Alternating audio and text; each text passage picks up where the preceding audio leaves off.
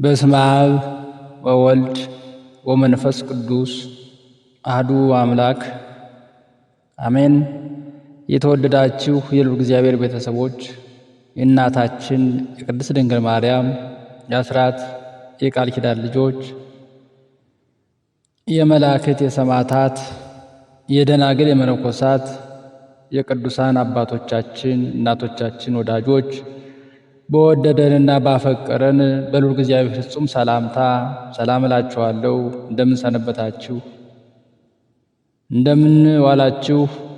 እንደምንስ እስከዚህ ሰዓት ደረሳችሁ?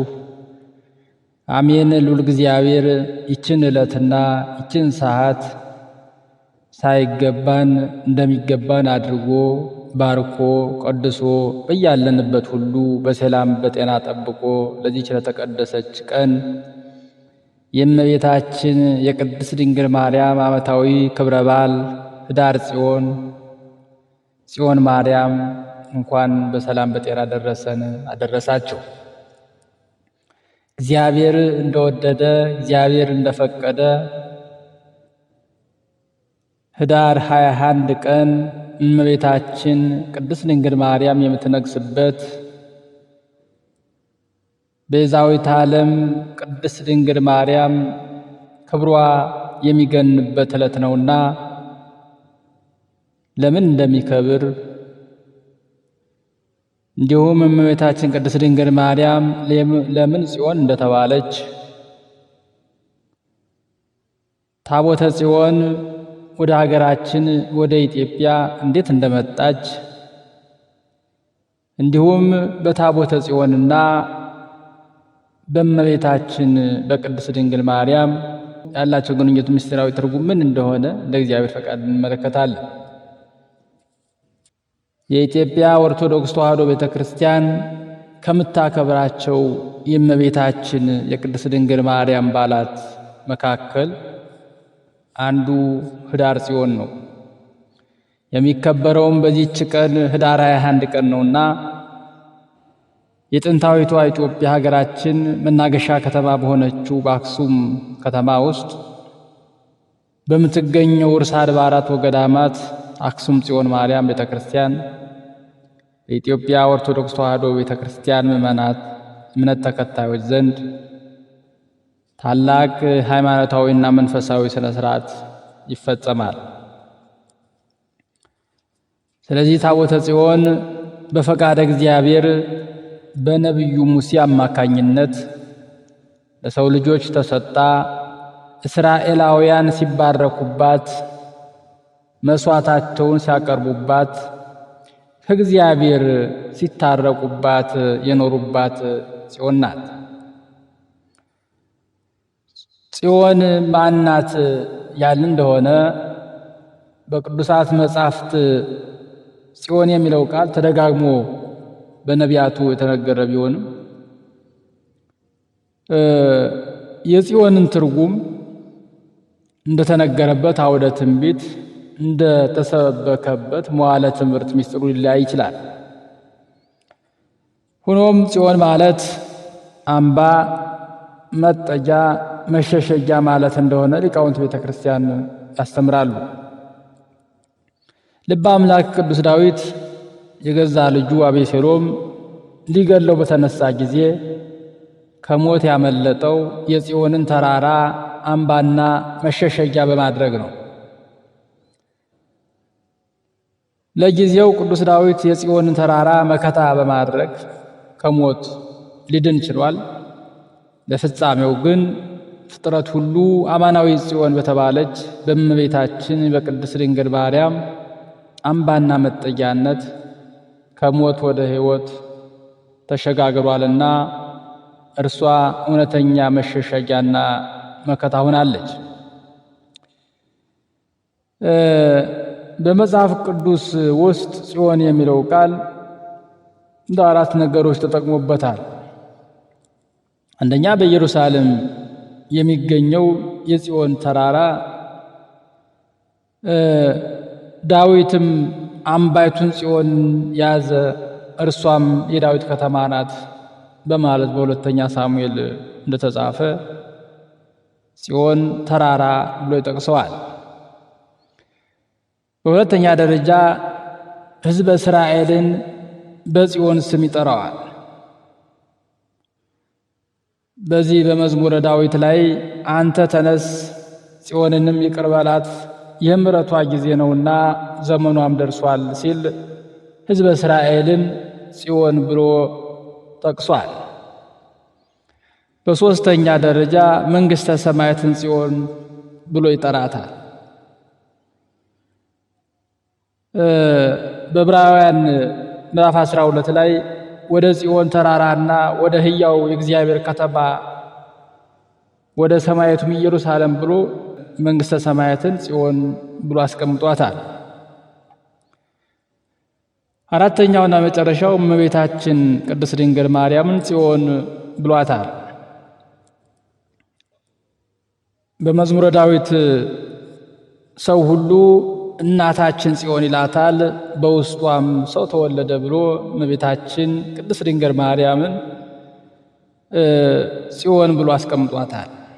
ስለዚህ እግዚአብሔር ከዘመነ አበው በኋላ በጊዜው ለእስራኤላውያን ክብር፣ ሞገስ፣ አምባ የምትሆናቸውን ታቦተ ጽዮንን በቅዱስ ሙሴ አማካይነት ሰጧቸዋል። ከዚያም ለ500 ዓመታት ያህል ከነርሱ ጋር በመሆኗ በፈጣሪና በእነሱ መካከል ድልድይ ሆና ሕዝበ እስራኤልን አገልግላቸዋለች። ከዚያ በኋላ ባለቤቱ ሲፈቅድ በዘመነ ሳባ በቀዳማዊ ምኒልክ አማካኝነት ወደ አገራችን ወደ ኢትዮጵያ መጣለች። ለታቦተ ጽዮን ወደ ኢትዮጵያ መምጣት ዋናው ምክንያት በእስራኤልና በኢትዮጵያውያን መካከል የሰመረ ግንኙነት እንዳለ ያሳያል። ይህም በመሆኑ የንግሥተ ሳባና የንጉሥ ሰለሞን ግንኙነት ሰፊውን ታሪክ ይዞ እናገኘዋለን። የንግሥተ ሳባ ዕቃ ግምጃ ቤት የነበረው ታምሪን ወደ ኢየሩሳሌም ሂዶ ንጉሥ ሰለሞን ያሰራውን ቤተ መቅደስ አይቶ የሰለሞንን ጥበባዊ ዝና ሰምቶ በፍጹም መደነቅ ወደ ሀገሩ ተመለሰ። ያየውን የሰማውን ለንግሥቲቱ ነገራት። ንጉሷም የሰማችውን ለማየት ወደ ኢየሩሳሌም ሄዳ የሰለሞንን መንፈሳዊ እና ሥጋዊ ጥበብ ተመልክታ እግዚአብሔርን አመስግና ተመለሰች። ከንጉሥ ሰለሞንም ምኒልክን ጸንሳ ከኢየሩሳሌም ተነስታ ባሕረ ኤርትራን ተሻግራ ወደ ሀገሯ ስትመለስ ሐማሴን አውራጃ ስትደርስ አስመራ ከተማ በሚገኘው ማይበላ ከተባለው ቦታ ወንድ ልጅ ወለደች። የሕፃኑን ስም የንጉሥ ልጅ ስትል እብነ መለክ አለችው። ይህም ስም በዘመነ ሂደቱ ምኒልክ እንደተባለ ታሪክ ይናገራል።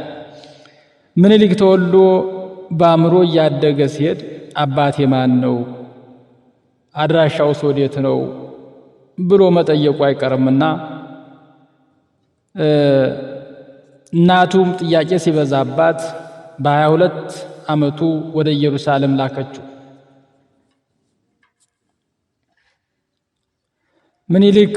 ምኒልክም አባቱ ንጉሥ ሰለሞንን አግኝቶ ሕገ ኦሪትንና የዕብራይስጥን ቋንቋ ሲያጠና ከቆየ በኋላ 12,000 እስራኤላውያንን አስከትሎ ከምድረ እስራኤል ወደ ኢትዮጵያ ጉዞውን አቀና።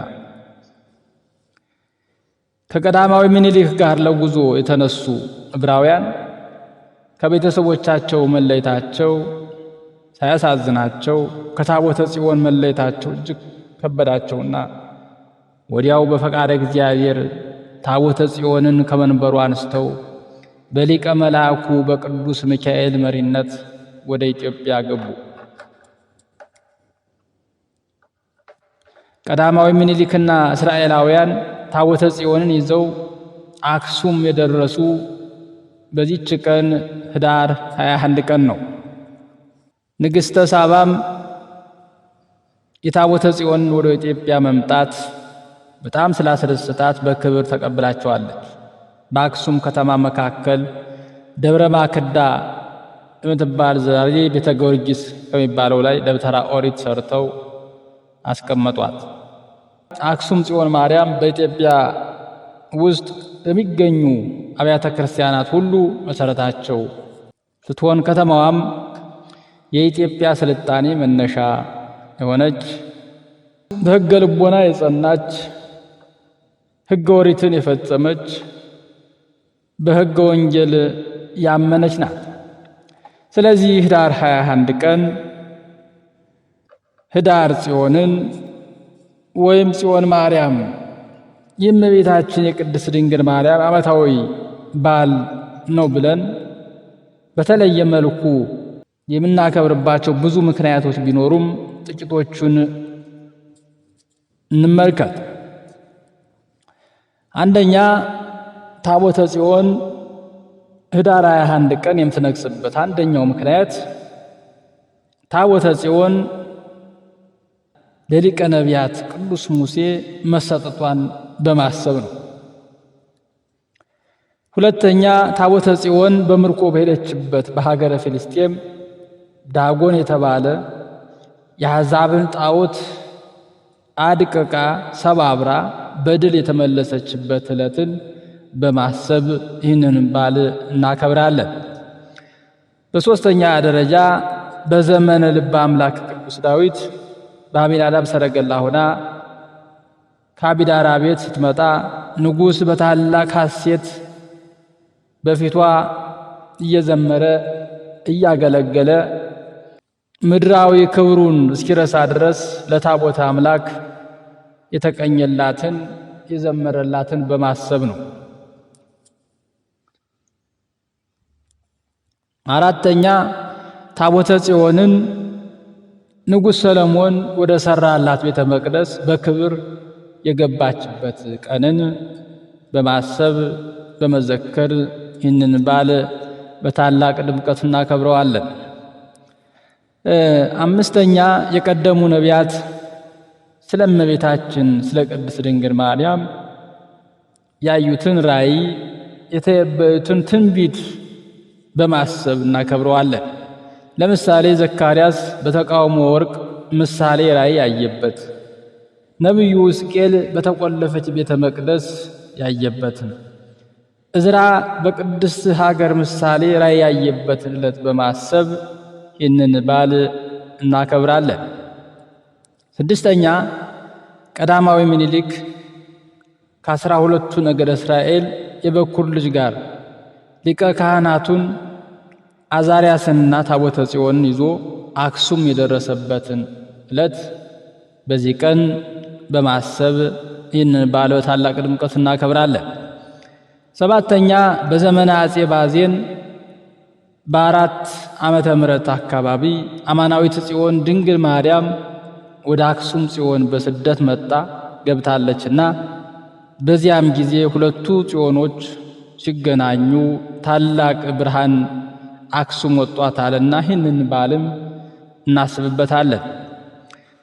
ስምንተኛ በአብርሃ ወአጽብሃ ዘመነ መንግስት ክርስትና የኢትዮጵያ ብሔራዊ ሃይማኖት ሆኖ አዋጅ የታወጀበትን ቀን እናስባለን። ዘጠነኛ አብርሃ ወአጽብሃ በወርቅና በዕንቁ ያሰሩት ባለ 12 ክፍል ቤተ መቅደስ ለመጀመሪያ ጊዜ ቅዳሴ ቤቱ የተከበረበት ዕለት ነውና ይህንንም በዓል አብረን በማሰብ እናከብራለን። አስረኛ በ9ኛው መቶ ክፍለ ዘመን የዩዲት ጉዲት አብያተ ክርስቲያናትን ስታቃጥል ታቦተ ጽዮንን ይዘው ወደ ዝዋይ ሐይቅ ከተሰደዱ በኋላ ዘመነ ሰላም ሲጀምር አክሱም በነበሩ ካህናት አባቶች አስታዋሽነት ከዝዋይ ወደ አክሱም ከስደት ወደ ቦታ የተመለሰችበትን ዕለት በማሰብ የገባችበት ቀን ነውና ይህንን በማሰብ እናከብራለን ማለት ነው። ስለዚህ በዚህች ቀን የመመኪያችን ዘውድ፣ የመዳናችን ምክንያት፣ የንጽህናችን መሰረት የሆነችውን እመቤታችን ቅድስት ድንግል ማርያም ጽዮን ማርያምን በታላቅ ድምቀት በታላቅ ስነ ስርዓት በእች ቀን ትከበራለች። ጌታችን መድኃኒታችን ኢየሱስ ክርስቶስ ከሰማየ ሰማያት ወረደ፣ በቤዛነት ዓለምን አዳነ። ዳግመኛም በክብረት ብስጡ በግርማ መለኮቱ ለፍርድ ይመለሳል ብለን ከቅድስት ድንግል ማርያም በነሳው ሥጋ በመሆኑ ያለ ወላዲተ አምላክ ምስጢረ ሥጋዌን ነገረ ድኅነትን ነገረ ምጽአትን ማሰብ ከቶ የማይቻል ነውና ይህንን እናስብበታለን። ጽዮንን ክበቧት እንዳለ ነቢዩ 10ቱ ቃላት የተጻፉበትን የእስራኤል አምባና መጠጊያ የሆነችውን ታቦተ ጽዮንን ሌዋውያን ከበዋት ውዳሴ ያቀርቡላት እንደነበረ ሁሉ ዛሬም እመቤታችን ቅድስት ድንግል ማርያምን ካህናትና ምዕመናን ከሩቅና ከቅርብ ተሰባስበው በማህሌት በዝማሬ በቅዳሴና በውዳሴ ያከብሯታል።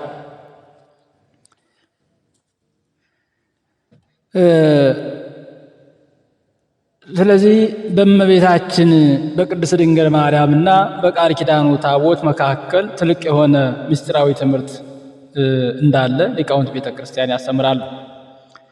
ይቺ የቃል ኪዳኑ ታቦት በደብተራ ኦሪት በቅድስተ ቅዱሳን ውስጥ የኖረች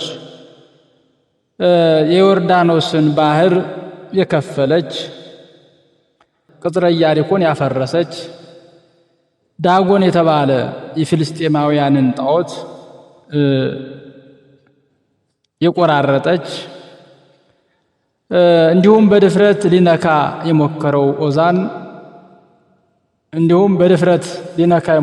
ኦዛን የቀዘፈች በአቢዳራ ቤት 3 ወር ተቀምጣ ቤቱን በበረከት የመላች ዳዊት የዘመረላት ጠቢቡ ሰሎሞን በቤተ መቅደስ በክብር ያኖራት የእግዚአብሔር የክብሩ መገለጫ ናት። ስለዚህ በታቦተ ጽዮንና በዘመነ ሐዲስ በተገለጠችው በቅድስት ድንግል ማርያም መካከል ያለው ረቂቅና ድንቅ ምስጢራዊ ንጽጽር አስመልክቶ ሶርያዊ ሊቅ ቅዱስ ኤፍሬም እንዲህ ብሏታል። ከማይነግስ እንጨት የተቀረጸ በውስጥ ባፋ በወርቅ የተለበጠ እመቤታችን ቅድስት ድንግል ማርያም ንጽሐ ጸባይ ሳያድፍባትና የቅድስና ባህሪ ሳይጎድፍባት በማየት በመስማት በመዳሰስ በማሽተት አንዳችም ጉድፍ ሳያገኛት በንጽህናና በቅድስና ጸንታ በኃጢአት ሳትለወጥ የኖረች ብሏታል። ጠቢቡ ሰሎሞንም እንዲሁ ምክንያታዊ ነውር ኃጢአት የሌለብሽ የኃጢአት ሽታ ያልደረሰብሽ ንጽሕት በድንግልና ስርጉት በቅድስና ክብርት በልልና አንቺ ነሽ በማለት በመኃልየ ላይ አመስግኗታል። ታቦተ ጽዮን በከበረ ወርቅ እንደተሸለመች እመቤታችን ቅድስት ድንግል ማርያምም በንጽሐ ሥጋ በንጽሐ ነፍስ እና በንጽሐ ልቦና የተሸለመች ያጌጠች መሆኗን ያጠይቃል። ታቦተ ጽዮን የቃለ እግዚአብሔር ማደሪያ እንደሆነች ሁሉ ቅድስት ድንግል ማርያምም ለአካላዊ ቃል ለእግዚአብሔር ወልድ ማደሪያ ሆናለችና ይህንንም ቅዱስ ኤፍሬም ሲያስረዳ ድንግል ማርያም ሆይ ሰማይና ምድር ለፈጠረ አምላክ ለእርሱ ማደሪያ ሆንሽ። 9 ወር ከ5 ቀን በማኅፀንሽ ቻልሽው ተሸከምሽው። ሰማይና ምድር የማይወስኑትን ለመወሰንሽ የታመንሽ አንቺ ነሽ ብሎ ተቀይቶላታል። ስለሆነም ከብሉይ ኪዳን እስከ ሐዲስ ኪዳን እግዚአብሔር ራሱ የገለጠበትን የቸርነት በዓል እግዚአብሔር በፈቀደልን ቦታ ሆነን ስናከብር ከኛ የሚጠበቀው በጎ ነገርን እያሰብን ከበዓሉ ረድኤት በረከት ተሳታፊ እንሆን ዘንድ የእግዚአብሔር ቸርነት የእናቱ የቅድስት ድንግል ማርያም አማላጅነት አይለየን። በእናታችን በወላዲተ አምላክ ቅድስት ድንግል ማርያም ጸሎት ሁላችንን የሚማረን።